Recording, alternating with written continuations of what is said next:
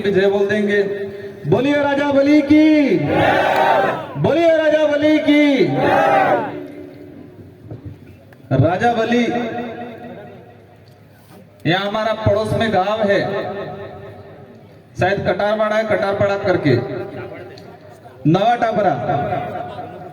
तो नवा टापरा जो कटारा गोत्र है, कटारा गोत्र के बाणेज थे। तो जो कटारा है उनको जोर से बोलना पड़ेगा, और क्योंकि कटारा कभी कभी कहते हैं कटारा कट जाएगा, लेकिन कटारा झुकेगा नहीं कहते हैं। तो इस लड़ाई में सबसे पहले कटारों को आना है, और कटारा के साथ में हम कंधा से कंधा मिला के खड़े रहेंगे। और यहाँ पर हमारे जो सिरा वापसी लगाया था, उस सिरा वापसी को कुछ लोग ले गए, यूं कह रहे हैं आने वाले समय में हम सब मिलके यहाँ लगाएंगे वापस। हम क्या थे, हमारा समाज, हमारा खून क्या था, हमारे पूर्वज कितने ताकतवर थे, और इन पार्टियों वालों ने हमारे लोगों को कितना गुलाम बना दिया था। लेकिन ये एक मंच, ये विचारधारा, इस विचारधारा ने हमारा जो समाज, इन संगठन वालों ने मानसिक रूप से गुलाम बना दिया था, वो वापस खड़ा हो गया है। और अब खड़ा हो गया है तो उसने नीस ने उस स्थायी जवानों में अभी लगभग 12 बजे से कार्यक्रम स्टार्ट है। सभी वक्ताओं को अपना समय निर्धारित करके दिया। कई वक्ताओं ने अलग अलग प्रकार की बातें बताई, बहुत अच्छी बातें बताई। आज ये इतिहास में नाम दर्ज होगा, हमारी आने वाली पीढ़ी पढ़ेगी कि हमारे पूर्वज एकत्रित हुए थे और सभी ने मिलकर चंदा करके इसको समतल कराया और आदिवासियों के लिए ये रिजर्व कराया। इतिहास में पढ़ा जाएगा। अभी या कल पौधे लगाए, आज पौधे लगाए। हमने भी एक अभियान चलाया। 84 विधानसभा, कुछ सागवाड़ा विधानसभा से जितनी गाड़ियां आई, प्रत्येक गांव से एक एक पौधा आज लगा के जाएंगे। हम भी आज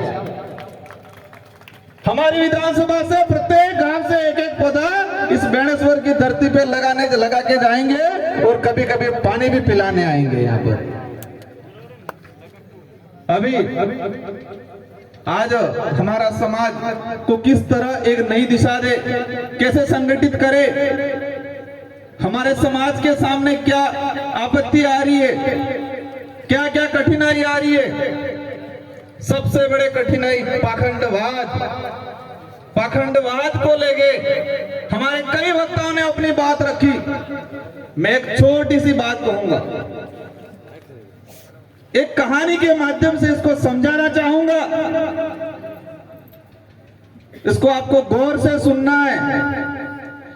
एक गुजरात के 2 बाबे थे, और वो गुजरात के 2 बाबे यूपी में एक संध्याकालीन पाठ पूजन करने गए थे।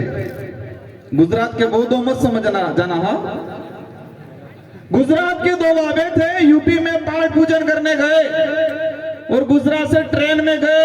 यूपी में वहां एक जिला था, वहां उतर के गांव में गए, और उनको रास्ता नहीं पता था कि वो पाठ पूजन करने जा रहे हैं। उस जगह का नाम तो पता था, लेकिन रास्ता नहीं पता था। और रास्ते में एक छोटा सा बच्चा मिल गया, और इस बच्चों को उन बाबों ने पूछा कि बेटा उस फलानी जगह जाने के लिए कौन सा रास्ता है। तो उस बच्चे ने कहा बाबा उधर से इधर जाना, उधर से उधर जाना, आगे से दाएं मुड़ जाना। तो बाबा बोला मेरे को समझ में नहीं आया। तो बच्चे ने कहा फिर कहा इधर से उधर मुड़ जाना, उधर से उधर जाना। तो बाबा ने कहा बच्चा मेरे को इस रास्ता दिखा दे। उस बाबा ने उस बच्चे से क्या कहा कि बेटा मुझे रास्ता दिखा दे वहां जाने का। तो बेटा वो बच्चा उस बाबा को पकड़ के लेके चलने लगा, और उस बच्चे ने पूछा बाबा को कि बाबा कहाँ से हो। उसने कहा गुजरात से हूँ। यहाँ क्या करने आए हो? तो संध्याकालीन शाम को पाठ पूजन करूंगा। तो बच्चे ने पूछा उस पाठ पूजन में क्या करोगे?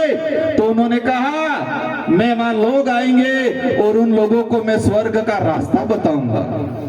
तो बच्चा जोर जोर से हंसने लगा, और फिर कहने लगा जिस बाबा को खुद का रास्ता नहीं पता है वो खाक स्वर्ग का रास्ता बताएगा। जिस बाबा को खुद का रास्ता नहीं पता है वो खाक स्वर्ग का रास्ता बताएगा। एक छोटे से बच्चे को ये बात समझ में आई, और हमारे लोग चिल्ला चिल्ला के कह रहे अभी तक किसको समझ में नहीं आ रहा ये पाखंडवाद क्या चीज है।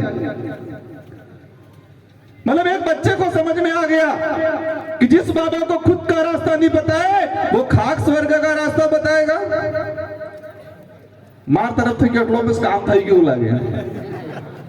आज हमारा समाज कई बातों को लेके देश के अंदर जो स्थिति बन रही है आदिवासी समाज को लेके, पूरे देश में हम पूर्वी भारत में जाते हैं, इधर दक्षिणी भारत में जाते हैं, सब जगह आदिवासी समाज के साथ अन्याय हो रहा है। सभी राज्यों के अंदर आदिवासी समाज के रिजर्वेशन के साथ अन्याय हो रहा है। कहीं भी आदिवासी समाज के नाम से संगठन बनता है, आदिवासी की एकता की बात करता है, आदिवासियों के लिए लड़ता है, तो ये लोग क्या कहते हैं? नक्सलवाद हो। आदिवासी की एकता की बात करते ही नक्सलवाद का आरोप लगाते। अभी मैंने 1 तारीख को वो आ रहे हैं, वो बाबे, 2 बाबे नहीं, दूसरे वाले बाबे आ रहे हैं, और आज के बाद से पूरे बिल प्रदेश के अंदर, मध्य प्रदेश, तत्कालीन वर्तमान का मध्य प्रदेश, गुजरात, महाराष्ट्र, राजस्थान के अंदर हमें एक अभियान चलाना है। अगर किसी ने भी नक्सलवाद या वनवासी बोला तो उस पे एट्रोसिटी का मुकदमा दर्ज करवाएंगे, और हम विधानसभा में भी एट्रोसिटी के अंदर यह प्रावधान करवाने की कोशिश करेंगे कि आदिवासियों को नक्सली बोला या वनवासी बोला तो उस पे एट्रोसिटी का मुकदमा दर्ज हो,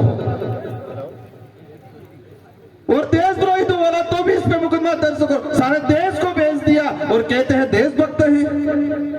उन लोगों ने पूरे देश को भेज दिया और कह रहे हैं कि हम देशभक्त हैं, और देशभक्त, देश के मालिक तो यहां बैठे हैं।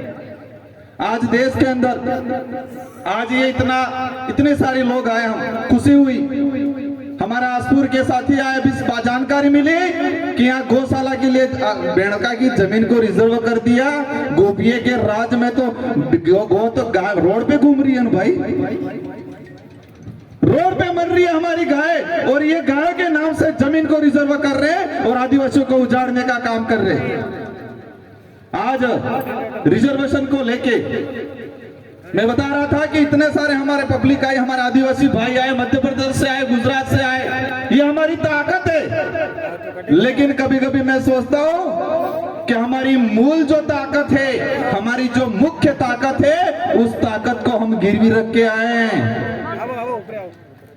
हमारी जो मूल ताकत है, इस लोकतंत्र की मूल ताकत है, उसको हम हर 5 साल के अंदर गिरवी रख लेते।